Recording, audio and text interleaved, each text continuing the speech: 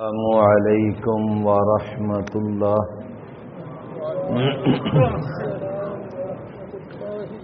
ان الحمد للہ نحمده ونصلی علی رسوله النبی الکریم، اما بعد فأعوذ بالله السميع العليم من الشيطان الرجيم من همزه ونفخه ونفثه۔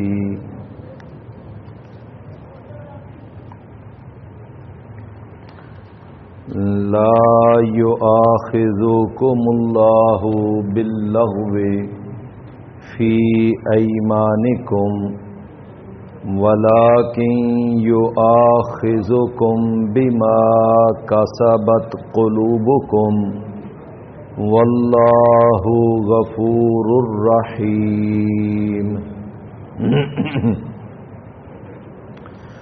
اللہ تعالی نہیں مواخذہ کرتا تمہاری لغو قسموں کے بارے میں، اور لیکن وہ تو تمہارا مواخذہ کرتا ہے جو قسم تم نے اپنے دل کے ارادے سے اٹھائی ہو، اور اللہ تعالی بڑا ہی بخشنے والا بردبار ہے۔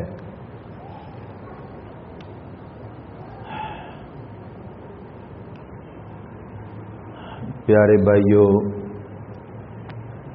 یہ ذرا نا کرسیاں ذرا تھوڑی سی، وہ جو پیچھے بھائی بزرگ ہیں ذرا آگے کر دیں، یہ کرسیاں ذرا ترتیب دے لیں نا، تاکہ نہیں ادھر ہی رکھ، آپ بیٹھیں ادھر ہی ایسے، بس وہ ذرا کرسی آگے کر دیں ایسے۔ آپ بھی ذرا تھوڑی سی آگے کر لیں کرسی، آپ تھوڑی سی پیچھے کر لیں، ذرا لائن میں کر لیں نا کرسیاں، خوبصورت لگیں گی انشاءاللہ۔ وہ بھائی جو ہیں وہ آپ ذرا آگے آ جائیں، درس کے بعد پھر آپ اپنی میٹنگ کر لینا۔ آ جائیں بھائی، آگے آ جائیں۔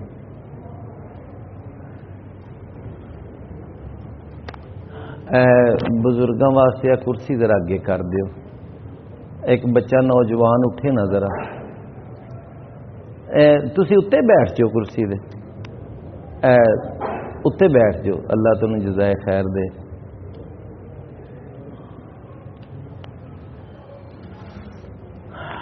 یہ بچے جو کرسیوں کے پیچھے ہیں نا، وہ ذرا آگے کر دیں ان کو ایسے۔ آپ بھی بیٹا آگے آ جائیں، ذرا آگے بھائی، کرسی کے پیچھے کوئی بھائی نہ نظر آئے۔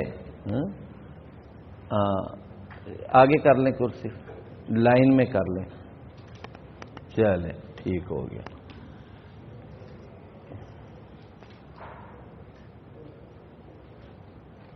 وہ کرسی ذرا آگے اٹھا لیں بزرگوں کی، جزاکم اللہ خیرہ۔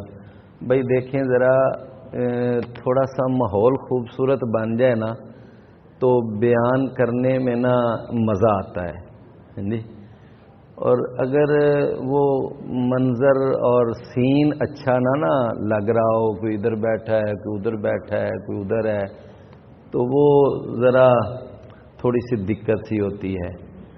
تو میں اگر اپنے بھائیوں سے جو میں نے آج ماحول سیٹ کرایا ہے، تو کیا میں یہ توقع کر سکتا ہوں کہ آپ خود بخود ہی یہ ساری سیٹنگ کر لیا کریں، تاکہ نا مجھے روزانہ نہ کہنا پڑے، یہ جو ٹائم ہے یہ ہمارا یوٹیلائز ہو بیان کرنے میں، ٹھیک ہے نا؟ تو بھائی فوری طور پر جب تراویح کا مرحلہ مکمل ہو تو ایسے پیچھے کرسیوں کی ایسے ترتیب لگا لی، اور سارے بھائی جس نے جانا ہے وہ ٹھیک ہے چلا جائے، لیکن جو بھائی بیٹھے ہوں نا وہ توجہ سے بات سنیں۔ آج کے درس میں بھی میں نے انشاءاللہ آپ سے 5 باتیں عرض کرنی ہیں۔ انشاءاللہ امید ہے بھائی پوری توجہ سے بات سنیں گے۔ پہلی بات اللہ تعالیٰ نے جو ہمیں سمجھائی ہے وہ یہ ہے کہ جو ہم روزمرہ زندگی میں قسمیں اٹھا لیتے ہیں نا، اللہ کی قسم، اللہ کی قسم، بات بات پہ قسم، بعض لوگوں کو ہوتی ہے نا عادت، جیسے بعض لوگوں کو بات بات پر گالی نکالنے کی عادت ہوتی ہے، ایسے بعض لوگوں کو بات بات پہ قسم اٹھانے کی بھی عادت ہوتی ہے۔ چھوٹی چھوٹی بات، اللہ کی قسم، اللہ کی قسم۔ میرے بھائیوں، یہ بہت زیادہ قسمیں اٹھانے والا سلسلہ یہ اللہ کو پسند نہیں ہے۔ پہلے تو یہ بات ذہن میں رکھیں، فَلَا تُطِعْ كُلَّ حَلَّافٍ مَّهِینٍ ہَمَّازٍ مَّشَّاءٍ بِنَمِیمٍ۔ فرمایا کہ اے نبی، آپ اس شخص کی بات نہ مانیں کہ جو بہت زیادہ قسمیں اٹھانے والا ہے۔ کہتے ہیں کہ اپنے کردار کو اتنا صاف ستھرا بنا لو کہ تمہیں اپنی بات کا یقین دلانے کے لیے قسم اٹھانے کی ضرورت ہی نہ پڑے۔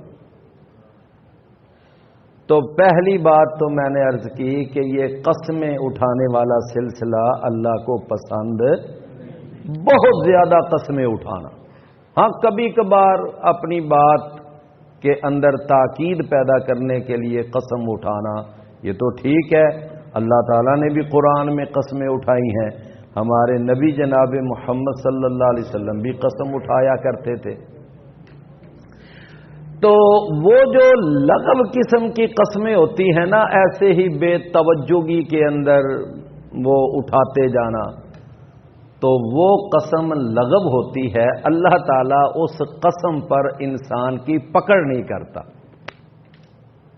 اللہ تعالیٰ معاف کر دیتا ہے کہ یہ اس نے بے دھیانے انداز میں قسم اٹھا دی ہے، تو جیسے بھی اٹھائی ہے اللہ تعالیٰ اس پہ پکڑ نہیں کرتا۔ البتہ پکڑ اللہ اس قسم پہ کرتا ہے کہ جو قسم اٹھانے والا اپنے پورے دل کے ارادے اور عزم مصمم کے ساتھ قسم اٹھا رہا ہے، اس قسم پہ پکڑ ہے۔ اچھا، اب وہ قسم دو طرح کی ہے۔ ایک تو یہ ہے کہ قسم اٹھانے والے نے قسم اٹھائی اور اس نے ایک ناجائز کام کی قسم اٹھا لی، کام جائز نہیں تھا، کام جو تھا وہ ٹھیک نہیں تھا۔ تو جب کوئی آدمی ایک ایسی چیز کی قسم اٹھا لے کہ جو کام ٹھیک نہیں ہے، تو اس کے بارے میں شریعت نے کیا حکم دیا؟ شریعت نے یہ کہا ہے کہ چونکہ وہ کام ہی ٹھیک نہیں اور تو قسم اٹھا بیٹھا ہے، قسم کا کفارہ ادا کر اور اپنی قسم کو ختم کر۔ بات سمجھ آئی نا کہ وہ کام ہی چونکہ غلط ہے۔ مثال آپ کو یوں سمجھیے کہ ایک آدمی قسم اٹھاتا ہے، اللہ کی قسم میں نے اب اپنے فلاں بھائی کے ساتھ، فلاں رشتہ دار کے ساتھ آج کے بعد کلام نہیں کرنی۔ اب یہ غلط ہے، سمجھے نا، یہ کیا ہے؟ غلط ہے۔ بھائی 3 دن سے زیادہ کسی مسلمان مرد بھائی کے ساتھ، رشتہ دار کے ساتھ 3 دن سے زیادہ کسی کے ساتھ قطع تعلقی اسلام میں جائز ہی نہیں۔ اور ایک آدمی قسم اٹھا لے، اللہ کی قسم اب میں کبھی اپنے اس بھائی کے ساتھ کلام نہیں کروں گا، یہ غلط ہے۔ اسی طرح سیدنا ابو بکر رضی اللہ عنہ نے وہ ایک دفعہ قسم اٹھا لی، جب ان کو پتا چلا نا کہ میری بیٹی سیدہ فاطمہ، ان کے اوپر الزام لگانے والوں میں میرا اپنا یعنی چچا زاد، خالہ زاد، وہ جو رشتہ دار تھا مستہ بن اساسا، وہ خود ملوث ہے میری بیٹی کے اوپر الزام لگانے والوں میں۔ تو جس وقت وہ قرآن کی آیتیں نازل ہوئیں تو ابو بکر رضی اللہ عنہ کو پھر غصہ آیا، انہوں نے کہا کہ میں تیرے گھر کا خرچہ چلاؤں؟ سیدنا ابو بکر رضی اللہ عنہ ہر مہینے ان کے گھر راشن بھیجتے تھے اور ان کے گھر کا کچن چلاتے تھے، خرچہ برداشت کیا ہوا تھا۔ تو جس وقت یہ پتا چلا قسم اٹھا لی، کہنے لگے اللہ کی قسم آج کے بعد مستہ کا خرچہ پانی بند، میں نہیں بھیجوں گا۔ اللہ تعالیٰ نے قرآن میں آیت اتار دی سورہ الاحزاب میں، وَلَا يَأْتَلِ أُولُو الْفَضْلِ مِنْكُمْ وَالسَّعَةِ، فرمایا یہ فضل والے اور فراخی والے یہ قسم نہ اٹھایا کریں کہ جی میں نے فلاں کا خرچہ نہیں دینا، میں نے اس پر خرچ نہیں کرنا۔ فرمایا نہ، تم معاف کر دو، کیا تم پسند نہیں کرتے کہ اللہ تمہیں معاف کر دے؟ تو اب یہ قسم جو تھی نا اس طرح کی اٹھانا اللہ کو پسند نہیں آیا۔ اللہ نے فوراً تنبیہ فرمائی اور فوراً جناب ابو بکر رضی اللہ عنہ انہوں نے قسم کا کفارہ دیا، اور ادھر سیدنا مستہ جو ایک بدری صحابی ہیں لیکن عبداللہ بن ابی جیسے وہ رئیس المنافقین کی باتوں میں آگے، اور انہوں نے بھی یہ بات کہہ دی، تو اس کے بعد ان کا خرچہ پانی بھی جاری کر دیا، قسم کا کفارہ بھی دے دی۔ تو میرے بھائیوں، اس طرح کی قسم اٹھانا جو جائز نہ ہو تو وہ قسم اگر کوئی اٹھا لے تو کیا کرنا چاہیے؟ قسم کا کفارہ دینا چاہیے، اور نمبر 2 فوراً اپنی قسم توڑ کر وہ جس کام کی قسم اٹھائی ہو نا وہ ناجائز، تو اس کام کو ختم کر دینا چاہیے۔ اس کی اور بھی مثالیں ہیں، مثلا رسول اللہ صلی اللہ علیہ وسلم نے ایک دفعہ قسم اٹھا لی کہ آج کے بعد میں شہد نہیں پیوں گا، پتہ ہے نا، بڑا مشہور واقعہ ہے، اور سورہ تحریم نازل ہوئی، یا ایھا النبی لما تحرم ما احل اللہ لک، کہ اے نبی آپ کیوں ایک ایسی چیز کو اپنے اوپر حرام کر رہے ہیں کہ جس کو اللہ نے آپ کے لیے حلال کی ہے۔ تو رسول اللہ صلی اللہ علیہ وسلم نے قسم کا کفارہ ادا کیا اور اس کے بعد آپ نے شہد پیا، تو مطلب یہ سمجھ آیا کہ جب ایک ناجائز کام کی قسم اٹھا لی جائے تو پھر اس کے لیے حکم کیا ہے کہ اس قسم کو توڑو، اس کا کفارہ ادا کرو۔ دوسری بات یہ ہے کہ اب ایک آدمی قسم ایک ایسے معاملے کی اٹھا لیتا ہے جو معاملہ اس کے لیے جائز ہے۔ کیا ہے؟ جائز ہے۔ تو ٹھیک ہے، جائز معاملے کی قسم اس نے اٹھائی ہے، تو اس قسم کے لیے حکم یہ ہے کہ وہ اپنی قسم کو پورا کرے۔ سمجھ آئی نا؟ کیا کرے؟ پورا کرے۔ مثلا ایک آدمی قسم اٹھا لیتا ہے کہ وہ ایک قسم اٹھا لیتا ہے جو کام جائز ہے کہ اللہ کی قسم میں یہ کام کروں گا، اس نے قسم اٹھا لی، تو ٹھیک ہے، اب اس کو قسم پوری۔ اس کی مثال رسول اللہ صلی اللہ علیہ وسلم نے ایک دفعہ اپنی بیویوں کے بارے میں قسم اٹھا لی تھی کہ اللہ کی قسم میں 1 مہینے تک اپنی بیویوں کے پاس نہیں جاؤں گا۔ اب یہ جائز ہے قسم کہ اگر کوئی آدمی اپنی بیوی کو کوئی تھوڑی سی سرزنش کرنا چاہے اور اس کو کوئی سزا دینا چاہے اور اس کا کوئی معاملہ سیدھا کرنا چاہے اور بیوی پریشان کر رہی ہو، تو خامد جو ہے نا اس کو اللہ نے اجازت دی ہے کہ زیادہ سے زیادہ 4 ماہ تک تم اپنی بیوی سے جدا ہونے اور بائیکاٹ کرنے کی قسم اٹھا سکتے۔ زیادہ سے زیادہ کتنے ماہ؟ 4 ماہ۔ 4 ماہ تک تمہیں اجازت ہے۔ ایک آدمی قسم اٹھا لیتا ہے، ذرا مطلب ہے کہ میں اپنی بیوی کا دماغ درست کروں، کہتا ہے 1 مہینہ میں نہیں اب تیرے سے نہیں بات کروں گا، تیرے سے کلام نہیں کروں گا، تیرے پاس نہیں آؤں گا، یا 2 ماہ کی قسم اٹھا لے، 3 ماہ کی اٹھا لے، 4 ماہ کی اٹھا لے۔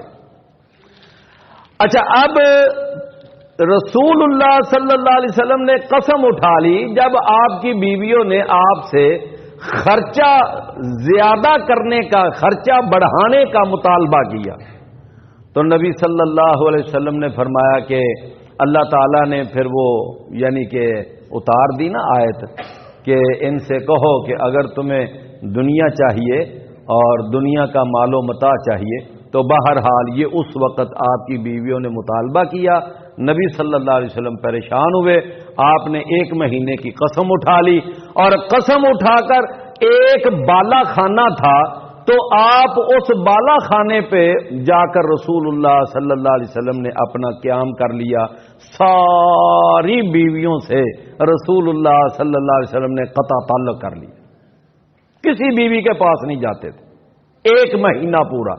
اب یہ قسم جائز ہے، تو اگر کسی جائز کام کی قسم اٹھا لی جائے تو پھر حکم یہ ہے کہ اس کو پورا کرے، اور اگر وہ سمجھتا ہے کہ میں اس قسم کو پورا نہیں کر سکتا تو پھر اس قسم کا کفارہ ادا کرے۔ مسئلہ سمجھ آ گیا نا بھئی؟ ایک ہے کہ کام ہی ناجائز ہے، اس کو تو پورا کرنا ہی غلط ہے، اس کے لیے تو حکم یہ ہے کہ فوراً قسم توڑے اور کفارہ ادا کرے، اور ایک ہے کہ کام جائز کی قسم اٹھائی ہے لیکن اس کو پورا کر نہیں سکا یا کر نہیں سکتا، تو اس کے لیے حکم یہ ہے کہ وہ اس قسم کو اب پورا نہیں کر سکا تو اب اس اپنی قسم کا کیا کرے؟ کفارہ ادا کرے۔ رسول اللہ صلی اللہ علیہ وسلم نے تو چونکہ قسم پوری کر دی، آپ پورا 1 مہینہ اپنی بیویوں کے پاس نہیں گئے۔ جب مہینہ مکمل ہوا تو سب سے پہلے نبی صلی اللہ علیہ وسلم سیدہ عائشہ رضی اللہ عنہا کے پاس گئے۔ سیدہ عائشہ رضی اللہ عنہ کے پاس گئے تو آپ نے جا کر داخل ہو کر سلام کہا۔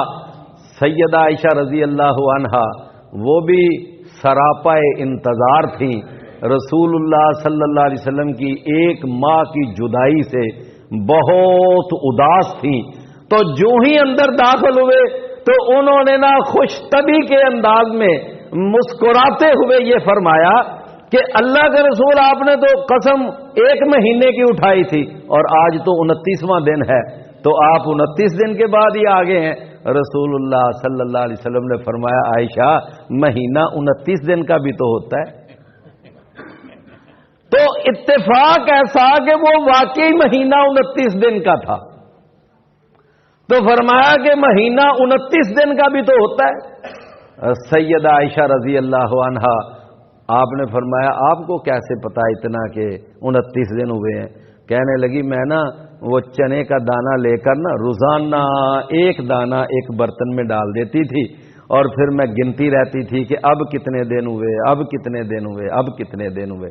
رسول اللہ صلی اللہ علیہ وسلم نے پھر جا کر بات بتائی کہ اللہ نے یہ حکم دیا ہے، سورہ الاحزاب اور 21واں پارہ اور آخری آیتیں، فرمایا اللہ نے یہ فرمایا ہے کہ اے نبی اپنی بیویوں سے کہہ دو اگر دنیا اور دنیا کا مال و متاع چاہیے تو آؤ میں تمہیں طلاق دے کر فارغ کر دیتا ہوں، جاؤ پھر جہاں تمہیں مال و دولت ملتا ہے وہاں چلی جاؤ، اور اگر یہ ہے کہ میرے ساتھ ہی زندگی گزارنی ہے تو پھر وہی سادہ انداز زندگی اور وہی جو میرا ایک فقیرانہ انداز زندگی ہے تمہیں وہ اپنانا پڑے گا۔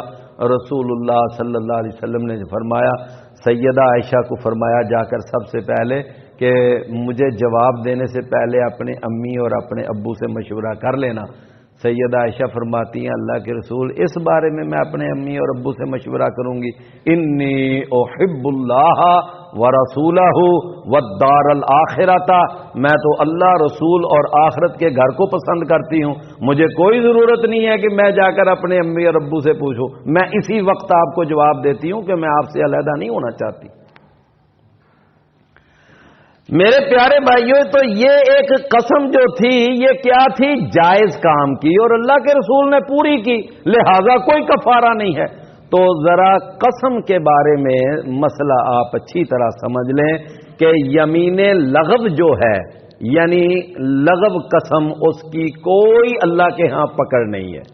لا یؤاخذکم اللہ باللغو فی ایمانکم۔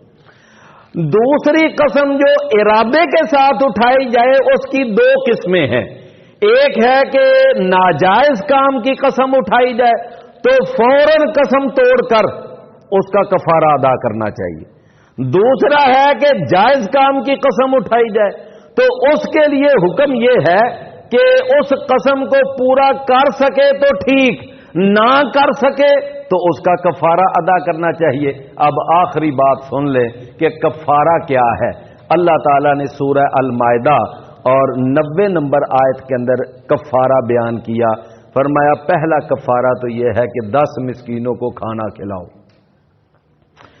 اگر کھانا نہیں کھلانا چاہتے تو چلو 10 مسکینوں کو لباس مہیا کر دو۔ اور کھانا کس طرح کا کھلانا ہے، لباس کس طرح کا مہیا کرنا ہے؟ جس طرح کا تم خود کھانا کھاتے ہو، جس طرح کا خود لباس پہنتے ہو۔ اور اگر یہ دونوں کام نہیں تو پھر ایک غلام آزاد کرو۔ اگر یہ بھی نہیں تو چوتھا آپشن اسلام نے یہ دیا کہ 3 روزے رکھو اور یہ قسم کا کفارہ ہے۔ تو میرے بھائیوں، یہ ذرا قسم کے بارے میں نے تھوڑی سی ڈیٹیل سے آپ کو آج بات بتائی ہے، تو بات ساری سمجھ آ گئی ہے نا، قسم کا حکم کیا ہے۔ ہاں ایک ہوتی ہے کہ بندہ قسم اٹھاتے وقت ہی وہ جانتا ہے کہ میں جھوٹی قسم اٹھا رہا ہوں۔ کیا اٹھا رہا ہوں؟ اس کو پتا ہے کہ میں جھوٹی قسم اٹھا رہا ہوں۔ مثلا ایک آدمی، اس سے قسم لی جاتی ہے تو وہ جھوٹی قسم اٹھا دیتا ہے، مسجد میں جا کر قرآن ہاتھ میں پکڑ کر کہتا ہے یہ چیز میری ہے، حالانکہ اس کو پتا ہے کہ یہ میری نہیں ہے۔ اس کو کہتے ہیں یمین غموس۔ کیا کہتے ہیں؟ یمین غموس۔ اس کا کوئی کفارہ نہیں ہے، اس کے لیے صرف اللہ تعالی کے سامنے استغفار ہے، توبہ ہے، اور رو رو کر توبہ کرنی چاہیے۔ کیوں؟ یہ بہت بڑے بڑے جو کبیرہ گناہ ہیں یہ ان میں سے ایک گناہ ہے، یہ بڑے کبیرہ گناہوں میں سے ایک گناہ ہے یمین غموس۔ تو میرے بھائیوں، یمین لغو کوئی پکڑ نہیں، یمین معقد 2 قسم کی ہے، وہ میں نے آپ کو تفصیل سے بتا دیا، اور یمین غموس اس کی پکڑ ہی پکڑ ہے، یہ گناہ ہی گناہ ہے اور بہت بڑا کبیرہ گناہ۔ اس کے بعد جو دوسرا مسئلہ میں نے آج آپ کو بتانا ہے وہ یہ ہے کہ اللہ تعالیٰ نے نا قرآن مجید میں ارشاد فرمایا کہ مردوں کے جس طرح عورتوں پر کچھ حقوق ہیں تو اسی طرح مردوں کی کچھ ذمہ داریاں بھی ہیں، فرائض بھی ہیں۔ میری بات آپ سمجھ رہے ہیں نا؟ بھائی حق اس کو کہتے ہیں کہ جو اس مرد کا حق ہے، جو اس نے وصول کرنا ہے اپنی بیوی سے، اور ذمہ داری کا معنی یہ ہے کہ یہ اس کا فریضہ ہے، اس کی ذمہ داری ہے۔ اچھا، اسی طرح پھر اللہ نے فرمایا کہ جس طرح مردوں کے کچھ حقوق ہیں، کچھ ذمہ داریاں ہیں، اسی طرح عورتوں کے بھی کچھ حقوق ہیں اور کچھ ذمہ داریاں ہیں۔ مرد کو اپنے حقوق اور ذمہ داریوں کا خیال رکھنا چاہیے، عورتوں کو اپنے حقوق اور ذمہ داریوں کا خیال رکھنا چاہیے۔ ایک اور جملہ توجہ سے سن لیجئے گا کہ جو مرد کے حقوق ہیں وہ عورت کی ذمہ داریاں ہیں، اور جو مرد کی ذمہ داریاں ہیں وہ عورت کے حقوق ہیں۔ وہ عورت کے کیا ہیں؟ حقوق ہیں۔ اچھا، اب اللہ نے قرآن میں فرمایا وَلَهُنَّ مِثْلُ الَّذِي عَلَيْهِنَّ بِالْمَعْرُوفِ، یہ قرآن مجید کی آیت ہے کہ جس طرح عورتوں کے لیے کچھ حقوق ہیں اسی طرح ان کی ذمہ داریاں ہیں۔ اچھا، اب ذرا تھوڑا سا سمجھ لیجئے گا کہ مثلا مرد کا حق کیا ہے۔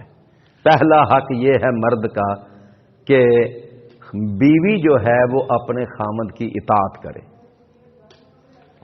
یہ اطاعت جو ہے یہ مرد کا کیا ہے؟ حق ہے کہ بیوی مرد کی کیا کرے؟ اطاعت کرے۔ میرے بھائیو، یہ بہت بڑا حق ہے۔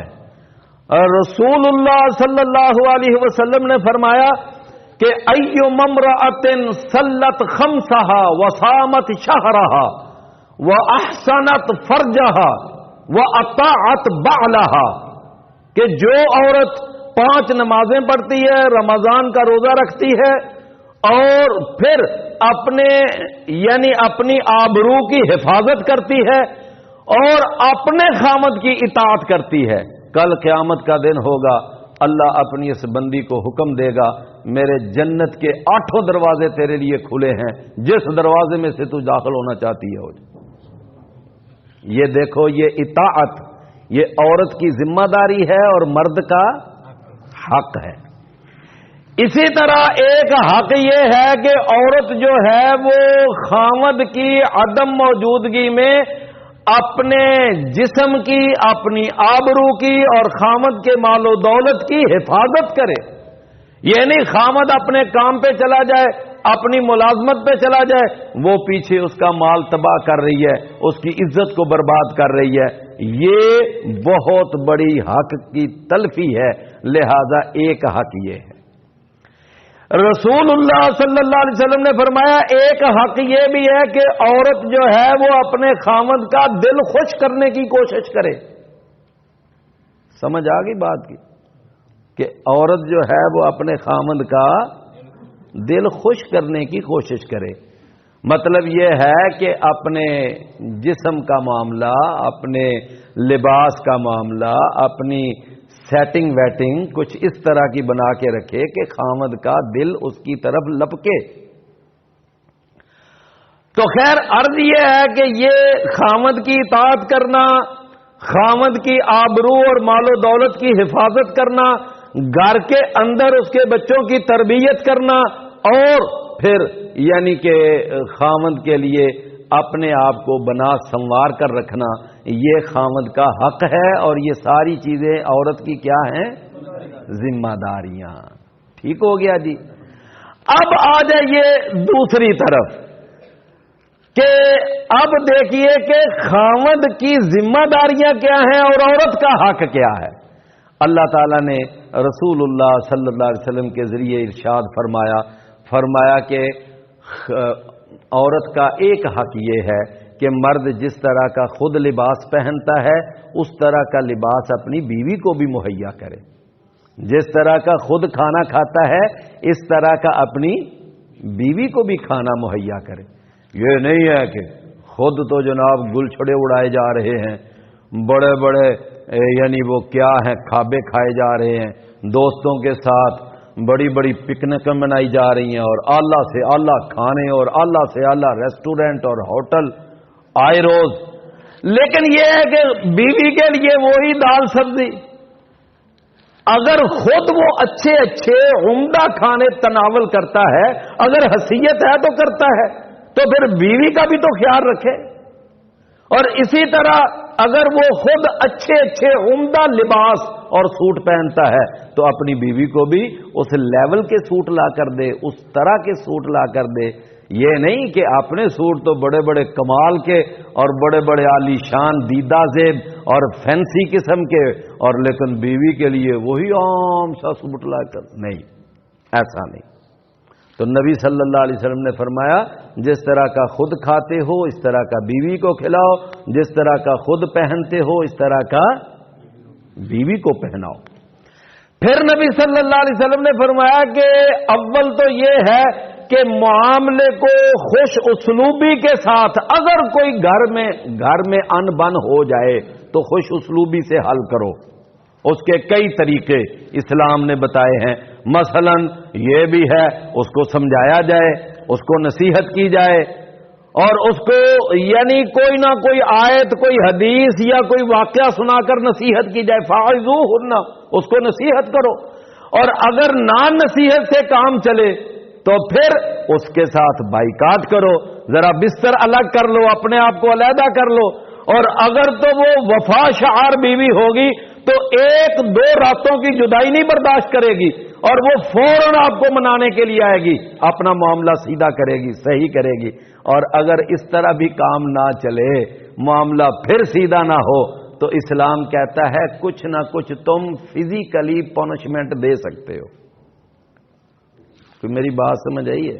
اور یہ سورہ نساء کی آیت ہے، فرمایا وَضْرِبُوهُنَّ، کچھ ان کو تم فزیکلی پنشمنٹ دے سکتے ہو۔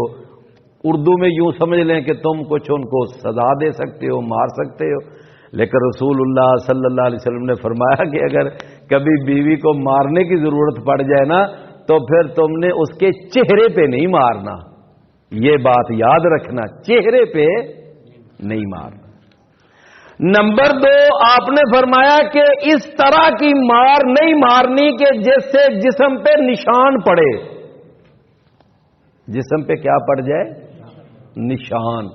آپ سمجھتے ہیں نا بعض دفعہ کوئی بندہ ایسا تھپڑ مار دیتا ہے یا کوئی ایسی چیز مارتا ہے کہ جسم کے اوپر نشان ہی پڑ جاتا ہے، اس کا مطلب کہ اتنی سخت قسم کی سزا نہیں دینی تم نے کہ جسم پہ نشان پڑ جائے۔ تیسرے نمبر پر آپ نے ایک یہ بھی بات بتائی کہ مارتے وقت اس بات کا بھی خیال رکھنا کہ کہیں اپنی بیوی کو کوئی ہڈی نہ توڑ بیٹھنا۔ یہ 3 چیزیں ملحوظ رکھ کر اگر کوئی بیوی کو کوئی تھوڑی بہت فزیکلی پنشمنٹ دینا چاہتا ہے تو یہ دے سکتا ہے، لیکن یہ پہلا مرحلہ نہیں ہے۔ میری بات سمجھے نا، یہ پہلا مرحلہ نہیں، دوسرا بھی نہیں، سمجھے نا۔ اچھا، اب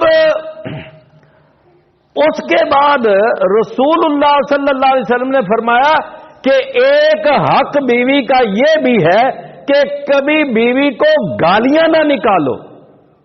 ہم تو جناب آغاز ہی گالی سے کرتے ہیں۔ رسول اللہ صلی اللہ علیہ وسلم نے فرمایا وَلَا تُقَبِّحْهَا، کہ اپنی بیوی کو بدصورت کہنا، بد شکل کہنا، اور تو یہو جی شکل کتھوں چاہیے سیں، کتھوں آ گئی سیں۔ رسول اللہ صلی اللہ علیہ وسلم نے فرمایا کبھی اس طرح کی بات، فرمایا ادھر تم اس کی شکل کے تانے دو اس کو اور اس کو جناب طرح طرح کی باتیں کرو۔ تو یہ رسول اللہ صلی اللہ علیہ وسلم نے اس حدیث میں 4 باتیں ارشاد فرمائی۔ فرمایا پہلی بات کہ جس طرح کا خود کھاتے ہو اس طرح کا اس کو کھلاؤ۔ دوسری بات، جس طرح کا خود پہنتے ہو اس طرح کا اس کو پہناؤ، اور اگر کبھی جسمانی پنشمنٹ کرنی پڑ جائے تو اس کے چہرے پہ نہ مارو، ہڈی نہ توڑو، جسم پہ نشان نہ ڈالو۔ اور چوتھی بات آپ نے فرمایا کہ اس کو بد شکل اور بری شکل یا گالی گلوچ یہ نہیں کرو۔ لو میرے بھائیوں بتاؤ، اگر ان ساری باتوں کو ملحوظ رکھا جائے تو اسلام کے اندر کون سا ظالمانہ نظام ہے؟ بالکل ٹھیک ہے، یہ نظام فطرت ہے۔ تو یہ ہے، یعنی کچھ مردوں کے حقوق ہیں اور عورتوں کی ذمہ داریاں ہیں، اور کچھ عورتوں کے حقوق ہیں اور مردوں کی ذمہ داریاں ہیں۔ اللہ اکبر، یہ ہے اسلام۔ اسلام نظام عدل ہے، اسلام نظام فطرت ہے۔ اسلام جو ہے وہ بالکل ایسا نہیں ہے کہ عورت کے اوپر ظلم کرتا ہے جس طرح مغرب شور ڈالتا ہے۔ جی اسلام نے عورت کو قید کیا ہوا ہے، عورت کو لونڈی بنایا ہوا ہے، اسلام عورت کی تذلیل کر رہا ہے۔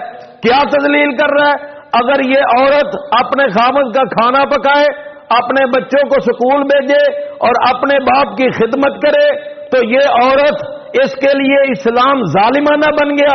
اگر یہی عورت جا کر ریسپشن پہ بیٹھے اور ایئر ہوسٹس بن کر لوگوں کو مسکرا کر لوگوں کو ڈیل کرے تو یہ عورت کے اوپر بڑا انصاف ہے جی، بڑا احسان ہے جی، بڑا انصاف۔ اور میرے پیارے بھائیوں، جو اپنے باپ کو، اپنے بیٹے کو، اپنے خامد کو، اپنے بھائی کو وہ سروس دیتی ہے، وہ تو ہو گیا ظلم۔ اور جو ساری دنیا کو، جن کو شاید وہ دیکھنا بھی پسند نہ کرے لیکن مجبور ہے تو نے اس کے سامنے مسکرا کر اس کو ڈیل کرنا ہے، یہ ہے اس کے اوپر بڑا احسان۔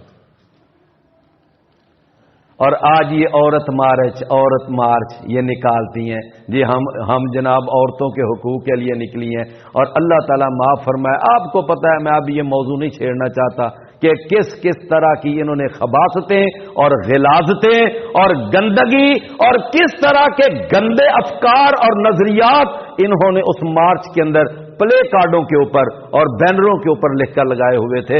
میرے بھائیوں یہ سارا کفار کا ایجنڈا ہے جو آج ان عورتوں کے ہاتھوں میں تھمایا گیا ہے. تو بہرحال میں نے آپ کو اسلام کا نظام عدل بتایا ہے. اسلام کا نظام عدل ہے جو میں نے آپ کے سامنے. تیسری بات جو آج کے درس میں نے آپ کو بتانی ہے وہ یہ ہے کہ اللہ تعالیٰ نے ارشاد فرمایا کہ بڑی اچھی بات ہے خاوند بیوی کی آپس میں نبھتی جائے, زندگی گزر جائے, اس میں کوئی یعنی مذائقہ نہیں.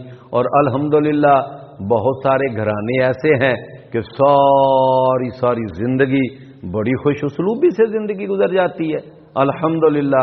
ہاں اگر کبھی کبھار کوئی چھوٹی موٹی بات ہو بھی جائے تو وہ رفع دفع بھی ہو جاتی ہے. لیکن اگر صورتحال اس طرح کی بن جائے کہ بندہ یہ سمجھے اور عورت بھی یہ سمجھے کہ اب ہمارا اکٹھے رہنا ناممکن ہے. کیا ہے؟ اب نہیں مطلب گزارا ہو سکتا.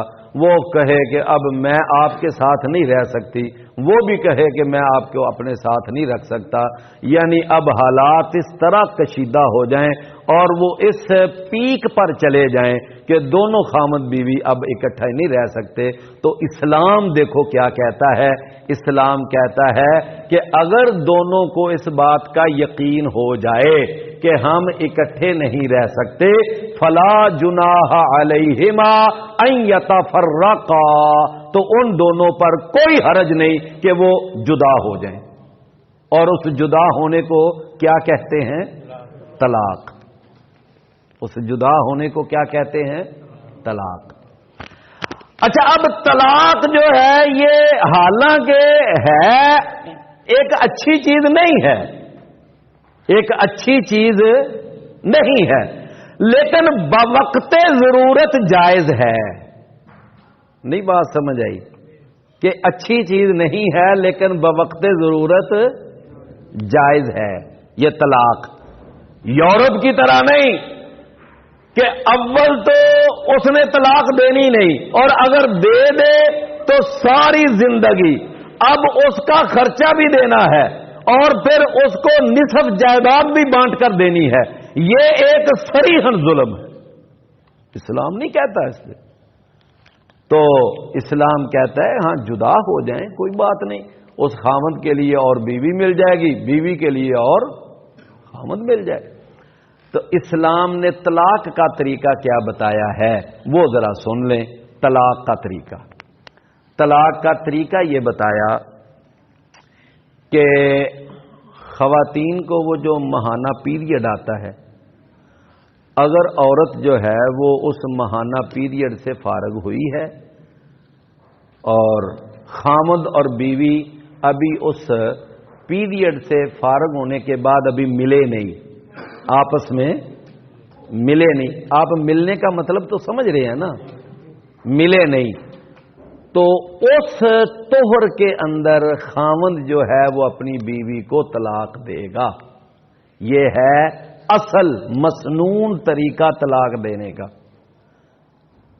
ہم تو اس بات کا کوئی خیال نہیں نہ رکھتے, جب بھی لڑائی ہوئی جھگڑا ہوا کوئی ماحول بدتمیزی والا بنا جا طلاق طلاق طلاق, ہمارا تو انداز یہ ہے نا. لیکن اسلام نے اس کا باقاعدہ ایک پروسیجر بتایا ہے. سورہ الطلاق کو پڑھ کے دیکھ لیں. یا ایھا الذین آمنوا اذا طلقتم النساء فطلقوهن لعدتهن, فرمایا کہ جب تم نے طلاق دینی ہے تو طلاق کو اس کے صحیح وقت پہ دو. اور صحیح وقت کیا ہے وہ میں نے آپ کو بتا دیا کہ عورت کو معاملہ بنا, فارغ ہوئی, غسل کیا, ابھی خامد بیوی ملے نہیں ہے, تو اس وقت خامد اپنی بیوی کو طلاق دے. یہ ہے طلاق کا صحیح وقت. طلاق دے دی, اب ایک بعد میں ایک پیریڈ آ گیا, پھر دوسرا آ گیا, پھر تیسرا آ گیا. 3 پیریڈز جو ہیں یہ عدت ہیں اس عورت کے. اس کے دوران وہ عورت رہے گی بھی خامد کے گھر میں, ادھر ہی کھانا کھائے گی، کھانا پکائے گی، بچوں کے پاس رہے گی، خامد کے سارے معاملات بھی ڈیل کرے گی، لیکن رہے گی گھر میں، اور ہے بھی عدت میں، ہے بھی عدت میں۔ اسلام کیوں کہتا ہے کہ گھر میں رہے، ادھر ہی رہے، نہ اپنے میکے جائے، اپنے خامد کا گھر نہ چھوڑے؟ کیا وجہ ہے بلا؟ ہاں دیکھو اسلام، یہ ہے اسلام۔ اسلام حتی الامکان کوشش کرتا ہے کہ یہ یونٹ بچ جائے، یہ یعنی معاملہ بگڑے نہ، اگر تھوڑا سا معاملہ بگڑ گیا یہ دوبارہ سیٹلمنٹ ہو جائے۔ اسلام حتی الامکان کوشش کرتا ہے ادھر ہی رہے۔ لیکن جناب یہاں پر تو ہمارے طلاقیں وہ پہلے ادھر گئی ہوتی ہے، طلاقیں تو ادھر جاتی ہیں۔ دیکھو کتنا غلط انداز ہم نے اپنایا ہوا۔ تو اسلام نے کہا کہ طلاق ہو جائے رہے خامد کے گھر میں، بلکہ میں نے تو ایک تفسیر میں پڑھا کہ عورت جو ہے نا، ویسے یہ بات توجہ سے سننے والی ہے، کہ میں نے ایک تفسیر میں پڑھا ہے، تفسیر کا نام بھی آپ کو بتا دیتا ہوں، تفسیر القرآن۔ اس میں لکھا ہوا ہے کہ وہ عورت جب عدت میں اپنے خامند کے گھر میں رہے گی نا، تو وہ اس وقت میک اپ بھی کر سکتی ہے۔ سمجھ آئی نا؟ اچھے کپڑے پہنے، میک اپ کرے، گھر میں رہے۔ سمجھ آئی بات کی؟ دیکھو یہ کیسا نظام ہے جی؟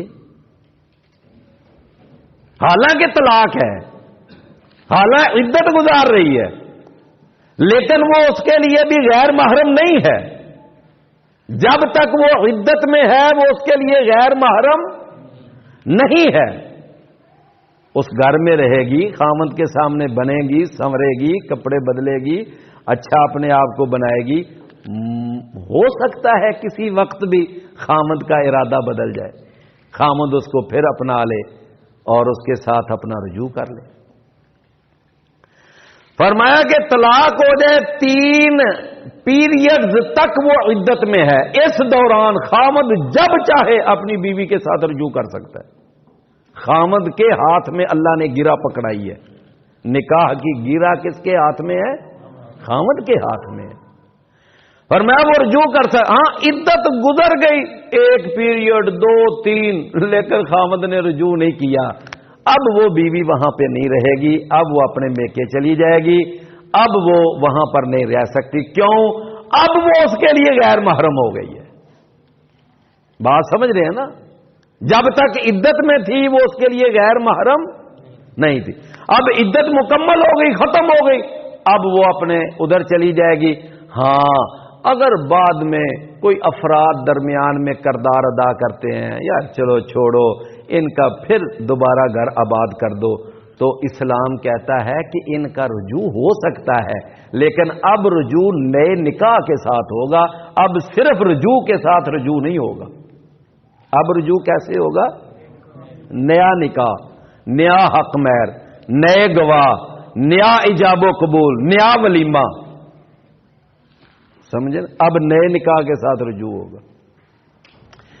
اچھا اللہ نہ کرے پھر کبھی انبن ہو گئی، حالات بگڑ گئے، پھر خامد نے طلاق دے دی، پھر پروسیجر وہی ہے کہ 3 پیریڈ تک وہ اپنے خامد کے گھر میں رہے گی اور خامد کو رجوع کا حق حاصل ہے، لیکن 3 پیریڈ تک رجوع نہیں کیا، خامد جو ہے اب اسی طرح 2 طلاقیں ہو گئی، اور وہ یعنی نکاح دوبارہ کر سکتے ہیں اگر وہ عدت گزر چکی ہے۔ اب طلاقیں کتنی ہو گئیں اور رجوع کتنے ہو گئے؟ 2۔ اچھا اللہ نے قرآن میں فرمایا کہ ہاں اگر خامند نے تیسری طلاق کبھی دے دی تو اب سوچ سمجھ کر دے، اگر اس نے تیسری طلاق دی تو اب عدت کے اندر بھی رجوع نہیں ہوگا، اور عدت گزر جائے گی تو نئے نکاح کے ساتھ بھی رجوع نہیں ہوگا، اور تیسری عدت جو ہے وہ اپنے خامد کے گھر میں بھی نہیں گزارے گی۔ تیسری عدت وہ کہاں گزارے گی؟ اپنے میکے میں۔ کیوں؟ اب تو رجوع کا اس کے پاس چانس ہی نہیں ہے نا۔ تیسری طلاق کے بعد جو عدت ہے وہ اپنے خامد کے گھر میں اب اس کو رخصت ہونا پڑے گا. ہاں جی، چاہے 20 سال، ایک طلاق کے بعد آپ چاہے دوسری طلاق 20 سال کے بعد بھی دیں گے تو وہ پہلی ہوگی اور یہ دوسری ہوگی. سمجھ آئی؟ لو میرے بھائیوں، یہ ہے اس کا پروسیجر جو میں نے آپ کو بتایا. بعض لوگ کیا کرتے ہیں، ایک ہی وقت میں تینوں طلاقیں اکٹھی چھوڑ دیتے ہیں. میرے بھائیوں، یہ غلط نظام ہے اور اسلام کے ہاں اس کی اجازت نہیں، بلکہ اسلام نے اس کو ناپسند کیا ہے. اور ایک صحابی نے آپ کی زندگی میں اکٹھی 3 طلاقیں دے دی. رسول اللہ صلی اللہ علیہ وسلم کو پتا چلا اور آپ اس پر سخت ناراض ہوئے اور آپ نے فرمایا کہ تم نے اللہ کے دین کو کھیل تماشا بنا رکھا ہے، یہ تم نے کیا طریقہ اپنایا ہوا ہے کہ تینوں طلاقیں اکٹھی دے دیتے ہو. رسول اللہ صلی اللہ علیہ وسلم ناراض ہوئے. تو 3 طلاقیں اکٹھی دینے والا سلسلہ یہ کیا ہے؟ ہاں، بعض لوگ کہتے ہیں جی حضرت عمر رضی اللہ عنہ نے فرمایا تھا کہ ہم تینوں اکٹھی جاری کر دیں گے. بالکل ٹھیک ہے. اللہ کے رسول صلی اللہ علیہ وسلم کے دور میں اگر کوئی ایسی یعنی کہ حرکت کرتا تھا، 3 اکٹھی دیتا تھا تو وہ ایک ہی شمار ہوتی تھی. اور سیدنا ابو بکر کے دور میں بھی اگر کوئی تینوں اکٹھی دے دیتا تھا تو بھی ایک ہی شمار ہوتی تھی. اور صحیح مسلم میں حدیث ہے کہ سیدنا عمر رضی اللہ عنہ کی خلافت کے ابتدائی 2 سالوں میں بھی یہی رہا کہ اگر کوئی اکٹھی 3 طلاقیں دے دیتا تو وہ ایک ہی شمار ہوتی تھی. لیکن جب عمر رضی اللہ عنہ نے دیکھا کہ یہ معاملہ تو بگڑتا ہی جا رہا ہے اور خرابی کی طرف بڑھتا جا رہا ہے، تو انہوں نے پھر اس وقت یہ لوگوں کو ایک تادیبی قانون جاری کیا تھا. کیا کیا تھا؟ تادیبی اور تعزیری قانون. وہ کیا تھا کہ تم اس کام سے باز ہی نہیں آ رہے، یاد رکھو آئندہ اگر کسی نے 3 طلاقیں اکٹھی دی تو ہم پھر تینوں ہی شمار کریں گے اور اس کے بعد اس کی بیوی کو اس سے جدا کر دیں. یہ انہوں نے اس معاملے کو کنٹرول کرنے کے لیے اور سزا کے طور پر یہ قانون جاری کیا تھا. اور جس وقت معاملہ سدھر گیا، حالات ٹھیک ہو گئے، لوگوں نے 3 اکٹھی طلاقیں دینا بند کر دیا تو عمر رضی اللہ عنہ نے یہ قانون بھی ختم کر دیا. بھی بات سمجھے نا؟ تو اب اس کو دین تو نہیں نہ کہا جا سکتا. دین تو وہی ہے جو رسول اللہ صلی اللہ علیہ وسلم کے دور میں تھا. وہ کیا تھا کہ 3 طلاقیں وہ ایک شمار ہوتی ہیں، 3 طلاقیں 3 شمار نہیں ہوتی. اور پھر بر صغیر پاک و ہند کے اندر ایک بہت بڑا اجتماع ہوا جس میں سارے ہی مسالک کے علماء جمع ہوئے. اس میں اہل الحدیث، اس میں بریلوی مکتبہ فکر، دیوبند مکتبہ فکر، جماعت اسلامی اور بھی سارے. تو اس کے اندر یہ بات یعنی کہ مشورہ ہوا کہ یہ 3 طلاقیں ایک ہونی چاہیے یا تینوں ہونی چاہیے. تو سارے مسالک والوں نے یہ کہا تھا کہ وہ 3 طلاقیں ایک طلاق ہوں گی، وہ 3 طلاقیں نہیں ہوں گی. بڑے بڑے جید یعنی علماء اس میں شامل ہوئے اور پھر ان علماء کی تمام جو گفتگو تھی نا اس کو ایک کتابی شکل میں شائع کیا گیا. اور لاہور کے اندر شیشمر روڈ پر ایک مکتبہ ہے، مکتبہ یعنی دار السلفیہ، وہاں انہوں نے پھر وہ اس کتاب کو شائع کیا اور وہ اب بھی وہاں سے مل جاتی ہے. اور اس میں انہوں نے بتایا ہے کہ کون کون سے علماء کس کس مکتبہ فکر سے اکٹھے ہوئے اور سب نے اس نقطے پہ اتفاق کیا کہ اگر 3 طلاقیں ایک موقع پر دے دی جائیں تو وہ ایک شمار ہوگی، 3 شمار نہیں. لیکن یہاں پر جناب پہلے تینوں طلاقیں اکٹھی دے دیتے ہیں، اب پریشان ہو جاتے ہیں، اپنی اس طلاق دی ہوئی بیوی کو ساتھ لے کر پھرتے رہتے ہیں، کبھی کدھر کبھی کدھر کبھی کدھر. اچھا جی ہمارا کوئی دوبارہ ہو سکتا ہے. پھر اس معاملے میں انہیں اگر جائے پناہ ملتی ہے تو پھر اہل حدیثوں کے پاس ملتی، سمجھے نا. پھر آتے ہیں ادھر رخ کرتے ہیں، کہتے ہیں جی ہاں جی تسی کو دسو جی کوئی. تو میرے بھائیوں الحمدللہ ایک نماز جنازہ نے بہت سارے لوگوں کو توحید اور سنت کی راہ پہ چلایا اور ایک اس طلاق کے مسئلے نے بہت سارے لوگوں کو توحید اور سنت کی راہ پہ چلایا. میری بات سمجھے نا؟ تو آج کے درس میں یہ 3 باتیں آپ کے سامنے رکھ سکا ہوں۔ اللہ تعالی ہمیں سمجھنے کی توفیق عطا فرمائے۔ وآخر دعوانا